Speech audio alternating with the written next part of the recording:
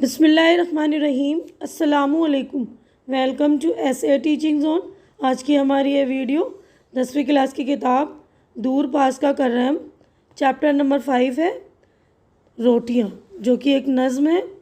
تو یہ نظم میں آپ کو پڑھ کر بتا دوں گی۔ تو اس کے لکھنے والے جو شاعر ہیں نذیر اکبر آبادی، تو انہوں نے بہت ساری نظمیں بچوں کے لیے لکھی ہے۔ تو اس میں جو ایک ایک بند پڑھ کر میں آپ لوگوں کو ایکسپلین کر دوں گی، ٹھیک ہے نا۔ تو روٹیوں کے بارے میں یہ نظم ہے۔ کپڑے کسی کے لال ہیں روٹی کے واسطے، لمبے کسی کے بال ہیں روٹی کے واسطے، باندھے کوئی رومال ہیں روٹی کے واسطے، سب کشف اور کمال ہیں روٹی کے واسطے، جتنے ہیں روپ سب یہ دکھاتی ہیں روٹیاں۔ تو یہ والی بند جو ہے ہم سیاق و سباق کے حوالے سے اس طرح کہہ سکتے ہیں کہ یہ بند نظم روٹیاں سے لی گئی ہے، جس کے شاعر نذیر اکبر آبادی ہیں۔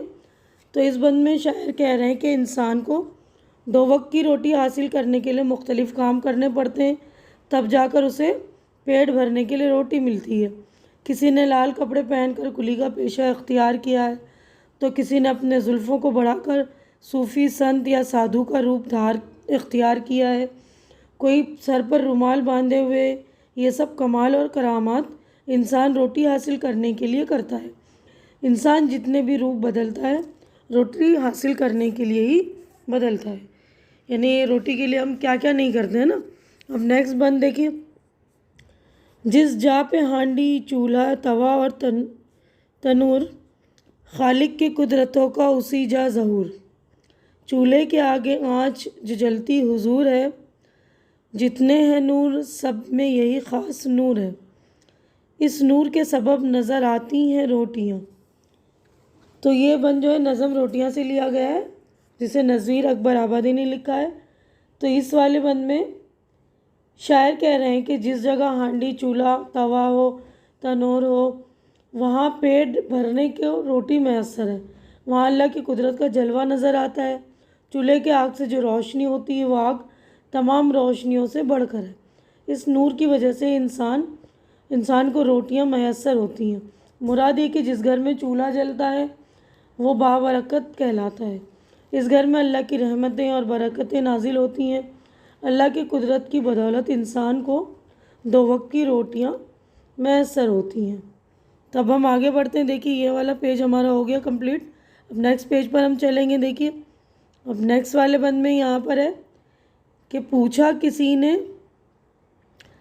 یہ کسی کامل فقیر سے، یہ مہر و ماہ حق نے بنائے ہیں کاہے کے، وہ سن کے بولا بابا خدا تجھ کو خیر دے، ہم تو نہ چاند سمجھے نہ سورج ہے جانتے، بابا ہمیں تو یہ نظر آتی ہیں روٹیاں۔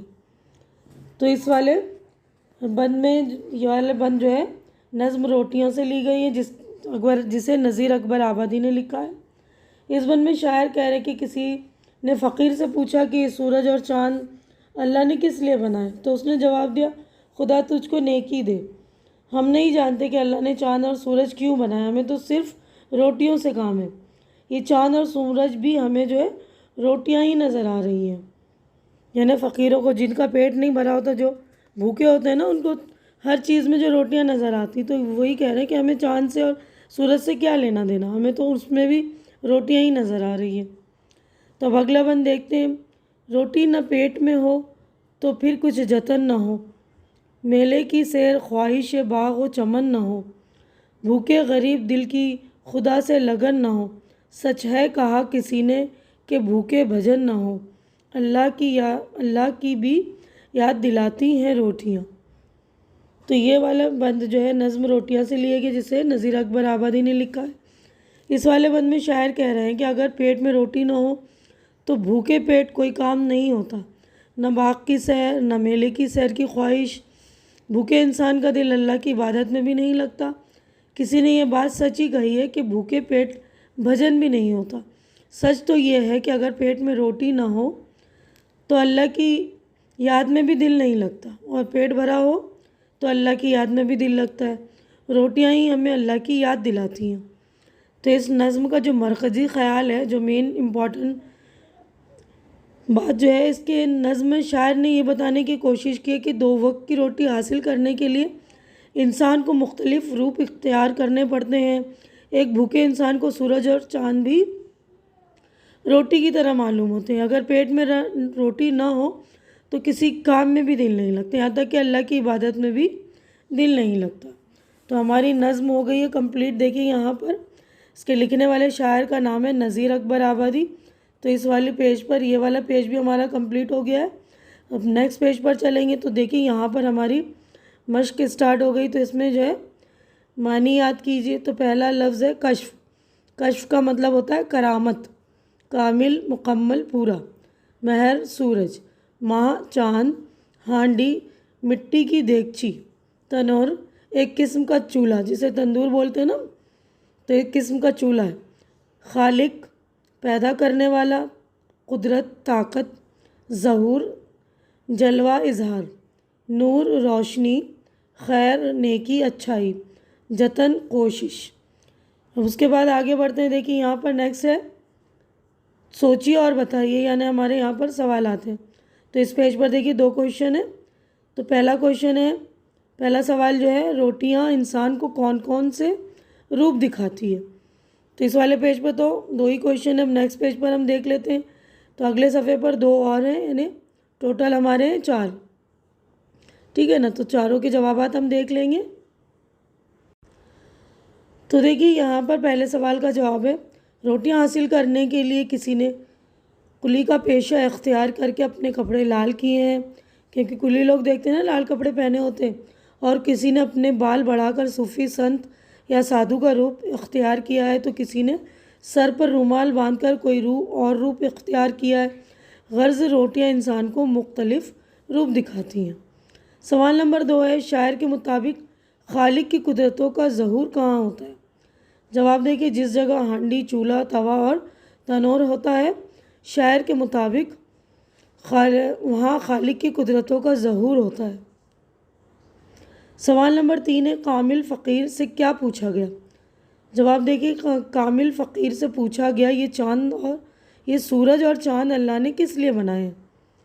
سوال نمبر 4 ہے، جب پیٹ میں روٹی نہ ہو تو آدمی کا کیا حال ہوتا ہے؟ تو جواب دیکھیے جب پیٹ میں روٹی نہ ہو تو بھوکے پیٹ کوئی کام نہیں ہوتا، نہ میلے کی سیر کی خواہش ہوتی ہے، تو دیکھیے نہ میلے کی سیر کی خواہش ہوتی ہے اور نہ باغ کی، یہاں تک کہ بھوکے پیٹ بھجن بھی نہیں گائے جاتے اور نہ ہی اللہ کی عبادت میں دل لگتا ہے۔ اب نیکسٹ ہے، نیچے دیے ہوئے مصروں کو ترتیب وار لکھیے، یعنی مصرے آگے پیچھے لکھے ہوئے ہیں نا، تو اس کو ترتیب سے لکھنا ہے۔ تو صحیح ترتیب دیکھیے نیچے یہ پوچھا کسی نے یہ کسی کامل فقیر سے، یہ مہر و ماحق نے بنائے ہیں کاہے کے، ٹھیک ہے نا۔ تو اب نیکسٹ ہے، وہ سن کے بولا بابا خدا تجھ کو خیر دے، ہم تو نہ چاند سمجھے نہ سورج ہیں جانتے، بابا ہمیں تو یہ نظر آتی ہیں روٹیاں۔ تو یہ پورا ایک بند ہے بالکل صحیح ترتیب میں، اس کی ترتیب یعنی سیریل وائز لکھا ہوا ہے، تو دیکھ کر اچھی طرح لکھ لیں گے، ٹھیک ہے نا۔ تو دیکھیے یہ والا بھی کر لیا ہم نے، مصروں کو ترتیب میں لکھی ہے، تو ترتیب سے آپ لوگ دیکھ لیں گے، پوری ایک بند ہے۔ اب نیچے ہے عملی کام، جس میں لکھا ہے دیکھیے نظم میں کھانا پکانے سے متعلق جن چیزوں کا ذکر کیا ہے ان کی فہرست بنائیے، تو دیکھ لیجیے ان کے نام۔ تو دیکھیے جواب، نظم میں کھانا پکانے سے متعلق متذیل چیزوں کا ذکر کیا گیا، ہانڈی، چولہا، توا، تنور، ٹھیک ہے نا۔ تو دیکھیے یہیں پر ہمارا جو یہ ورک بھی کمپلیٹ ہو گیا، پریکٹیکل ورک جو عملی کام تھا، اور پوری نظم ہماری مکمل ہو گئی ہے۔ سارے سوالات کر لیے ہم نے، مصرے بھی ترتیب وار سے لکھ لیے۔ امید ہے کہ جو کچھ میں نے آپ لوگوں کو نظم ایکسپلین کی اچھی طرح سے سمجھ میں آ گئی ہوگی، اور میری ویڈیو بھی اچھی لگ رہی ہوگی، میرے سمجھانے کا طریقہ اچھا لگ رہا ہوگا۔ اچھا لگ رہا ہے تو میری ویڈیو کو لائک کیجئے، زیادہ سے زیادہ شیئر کیجئے، تاکہ جو بھی ضرورت مند آپ کے فرینڈس وغیرہ ان کی ضرورت پوری ہو سکے، اور میرے چینل کو سبسکرائب کر کے آپ لوگ میری ہمت بڑھائیے۔ ہماری اگلی ملاقات انشاءاللہ نیکسٹ چیپٹر میں ہوگی، تب تک کے لیے آپ لوگ اپنا خیال رکھیے، مجھے دعاؤں میں یاد رکھیے۔ اللہ حافظ۔